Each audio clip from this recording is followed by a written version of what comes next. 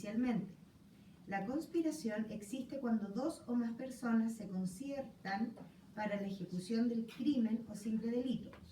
La proposición se verifica cuando el que ha resuelto cometer un crimen o un simple delito propone su ejecución a otra u otras personas.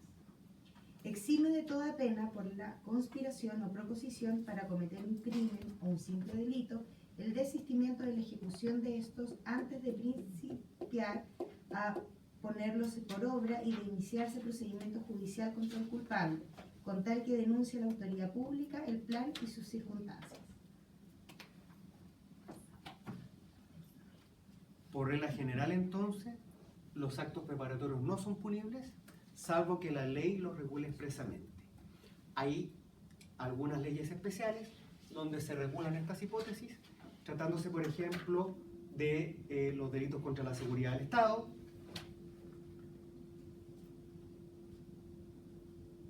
en la ley de seguridad del Estado también, la que denominaba algún presidente de la República la ley maldita. Me acordé se me cayó el carnet, la aptitud. ¿Ya? En leyes especiales, ley de drogas, ley antiterrorista, está regulado ya de forma expresa y determinada. Entonces, por regla general, los actos preparatorios no son punibles. ¿Y cuáles son las hipótesis? La conspiración y la proposición. Ya. Pasamos al siguiente problema. ¿Ya? Cuando de un acto preparatorio pasamos a un acto ejecutivo. ¿Cuándo comienza el acto ejecutivo? Ay, se me olvidó en este momento. Código Orgánico de Tribunales. ¿Cuál era el artículo? Soy disléxico con los números. El tribunal competente para conocer del delito es aquel donde se dé el principio de ejecución. 570 creo que es el Código Orgánico. No me acuerdo. Da lo mismo. El legislador chileno se queda feliz diciendo principio de ejecución. ¿Qué es eso? Para explicar eso, ¿qué nos sirve? Estas teorías que acabamos de mencionar, las teorías que explican el fundamento de la punición de la tentativa. ¿Cuándo empieza el principio de ejecución? Cuando empieza la puesta en peligro del bien jurídico, es decir, al inicio del acto ejecutivo dentro de la fase externa. Va a depender naturalmente de la naturaleza del delito, pero estamos hablando de la regla general. Entonces, ¿qué es tentativa? Me gusta la expresión doctrinaria que explica como tentativa la tentativa inacabada y la frustración como tentativa acabada. Recordemos, ¿por qué inacabada? Porque en el plano objetivo faltan uno o más elementos para que materialmente pueda haber consumación. Frustración, tentativa acabada, en el plano objetivo están dados todos los elementos para que haya consumación y esta no se produce. La ley chilena dice por razones independientes de la voluntad del autor. Un aspecto importante. ¿Vamos bien hasta ahí? Ya. Entonces, es claro que el castigo de la tentativa es de menor gravedad que el de la frustración porque la desviación hacia la consumación es más lejana en la tentativa que en la frustración. Y en la frustración, naturalmente, el castigo es más grave porque la desviación es más cercana a la consumación. ¿Qué es consumación? Recordemos, tratándose de un bien jurídico individual, lesión, afectación, menoscabo, tratándose de un bien colectivo, adelante, por favor. Tratándose de un bien colectivo, la puesta en peligro abstracto.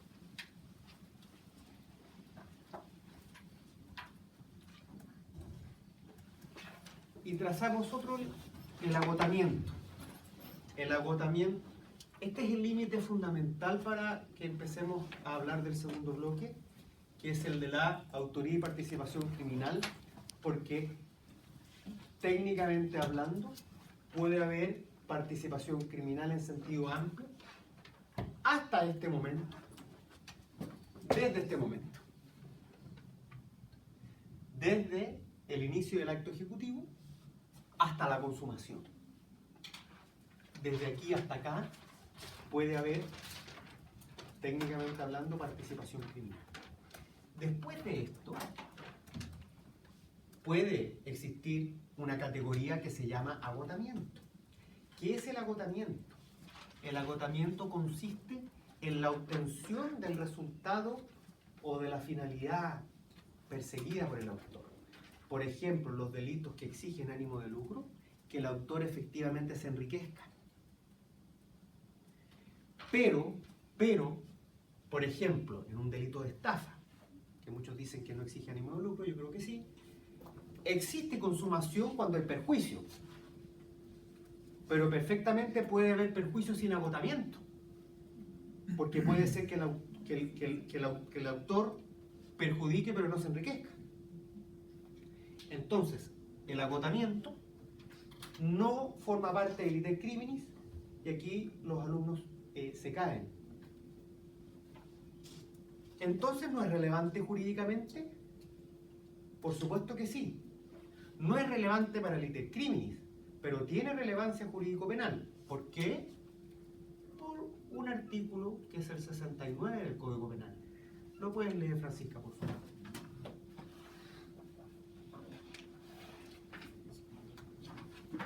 Por la gradualidad del injusto, porque en ese artículo, que ya vamos a leer, se explican las reglas básicas para la determinación de la pena, y la regla fundamental se refiere a la mayor o menor extensión del mal causado.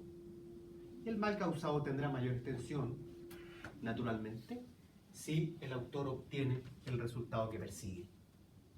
Francisca, por favor, el 69. Ya.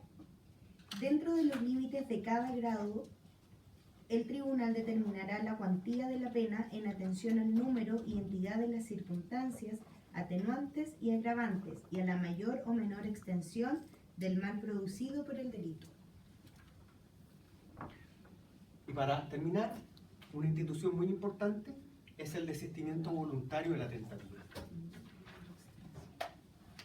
La mayoría dice que es una excusa legal absolutoria. Recordemos que hablamos de eso. Existe una categoría que no es un elemento del delito, que se llama la punibilidad. La punibilidad se refería a dos grandes aspectos. Por una parte, a las condiciones objetivas de punibilidad, y por otra parte, a las excusas legales absolutorias. ¿Qué son las condiciones objetivas de punibilidad? Aquellas que, además de la acción tipo antijuricidad y culpabilidad, exigen la concurrencia de un elemento adicional para afirmar el castigo del injusto. Por ejemplo, en el homicidio en riña, la muerte de alguien. Por ejemplo, en un delito que se llama homicidio en riña, la muerte de alguien. En un delito que se llama giro doloso de cheques, es condición objetiva de punibilidad que el deudor, dentro de tercero día, de una vez notificado judicialmente el protesto, no pague capital, intereses y costas. El dolo no se refiere, ¿a qué se refiere el dolo? A girar un cheque sin fondos. ¿Por qué es importante esa referencia? Porque el dolo no tiene nada que ver con la condición objetiva de punibilidad. ¿Por qué? Porque no es elemento del delito, que lo que es una condición objetiva de punibilidad, que es una categoría de carácter político-criminal.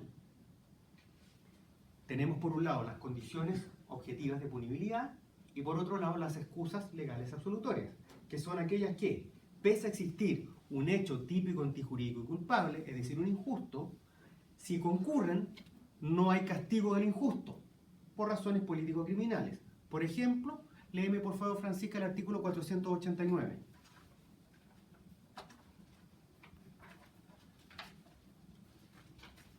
No existe delito patrimonial entre parientes cercanos o vínculos de afectividad o relaciones familiares. Léemelo, por favor. 489. Sí. Están exentos de responsabilidad criminal y sujetos únicamente a la civil por los hurtos, defraudaciones o daños que recíprocamente se causaren. 1. Los parientes consanguíneos en toda la línea recta. 2. Los parientes consanguíneos hasta el segundo grado inclusive de la línea colateral. 3. Los parientes afines en toda la línea recta. 4. Derogado. 5, los cónyuges. 6, sexto, los convivientes civiles. Hasta ahí. La excepción de este artículo no es aplicable a los extraños que participaren del delito, ni tampoco entre cónyuges cuando se trate de los delitos de daños indicados en el párrafo anterior. Además, esta exención no será aplicable cuando la víctima sea una persona mayor de 60 años. Esa es una excusa legal absolutoria. Otro ejemplo, léeme por favor el 17 inciso final.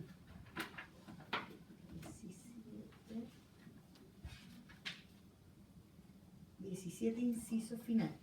Están exentos de las penas impuestas a los encubridores los que lo sean de su cónyuge, de su conviviente civil o de sus parientes por consanguinidad o afinidad en toda la línea recta y en la colateral hasta el segundo grado, de sus padres o hijos, con la sola excepción de los que se hallaren comprendidos en el número 1 de este artículo.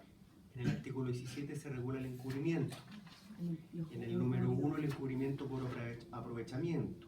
Es razonable político-criminalmente no castigar a la madre del homicida que esconde a su blanca paloma, Claro. salvo que la mujer gane dinero por esconder a su hijo. Eso es una excusa legal absolutoria. Bueno, aquí no... ¿Entendieron el ejemplo? Son razones de político-criminal. A mí, político-criminalmente, no me parece razonable que no haya estafa entre hermanos. En Chile se decidió que sí. En la vida de los negocios contemporáneos yo creo que perfectamente podrían haber delitos patrimoniales entre hermanos. Sí, porque hacen negocio con títulos Exacto, sociales. exacto. Ya, en otros países se exige, por ejemplo, que aparte de ser hermanos vivan bajo el mismo techo. Razones político-criminales. Siguiendo con eso, el desistimiento voluntario es otra excusa legal absolutoria. ¿De dónde se interpreta esto? De una relación sistemática entre el artículo 7 y el artículo 8.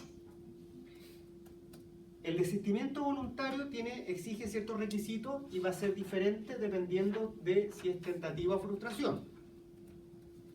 En primer lugar, estamos hablando de una retractación, es decir, el sujeto, pudiendo seguir actuando, lo deja de hacer. Natural y obvio lo que estoy diciendo. Pero este desistimiento, este dejar de hacer, tiene que ser voluntario. ¡Wow! ¿Qué quiere decir eso? Quiere decir que debe obedecer a razones internas, del fuero interno del sujeto. Es decir, no es desistimiento voluntario de la tentativa, que esta persona se arrepienta de dispararle porque escuchó a carabineros, porque sonó el timbre, porque sonó el teléfono, porque se asustó. No. Que sea voluntario significa que debe obedecer a su fuero interno, a una decisión propia. Esa es la primera idea a tener presente para la aplicación de esta excusa legal absolutoria. Es una retractación que debe obedecer de forma espontánea, libre del sujeto, no por factores externos. Y en segundo lugar, hay que diferenciar entre tentativa y frustración. ¿Por qué? Por la naturaleza de esas instituciones, que son diferentes. Por lo tanto, en la tentativa, ¿cuál va a ser la diferencia con la frustración? Que en la frustración se exige, además, que sea eficaz. ¿Por qué? Porque en la tentativa basta con dejar de hacer, porque en el plano objetivo faltan uno o más elementos para que exista consumación. En cambio, en la frustración no basta con un dejar de hacer. Ese dejar de hacer tiene que ser eficaz. Ejemplo. ¿Qué es tentativa?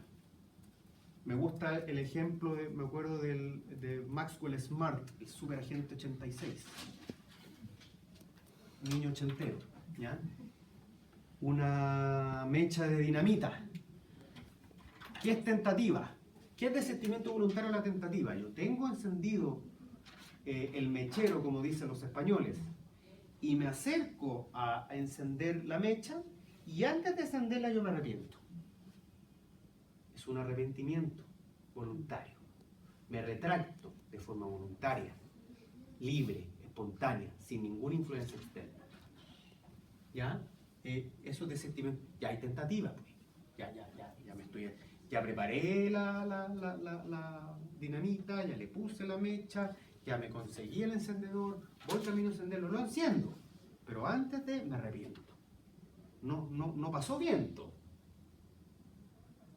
Eso, ahí ya podríamos empezar a conversar de frustración. ¿Se entiende, no? O que la mecha se muera en la mitad.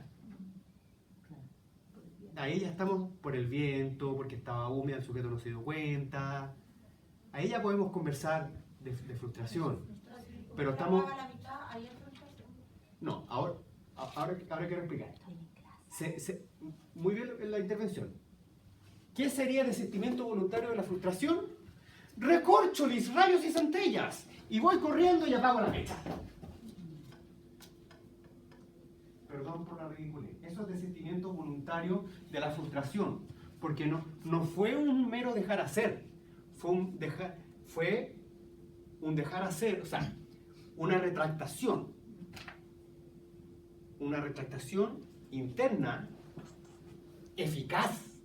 Si yo no voy y me planto a saltar arriba de la mecha habría reventado en una dinamita y habría explotado. ¿Se entiende la idea?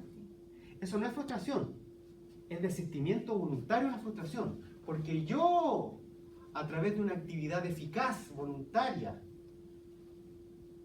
gracias a mi intervención no hubo. Eso es una razón político-criminal. Hay un viejo dicho que es: a enemigo que huye, puente de plata.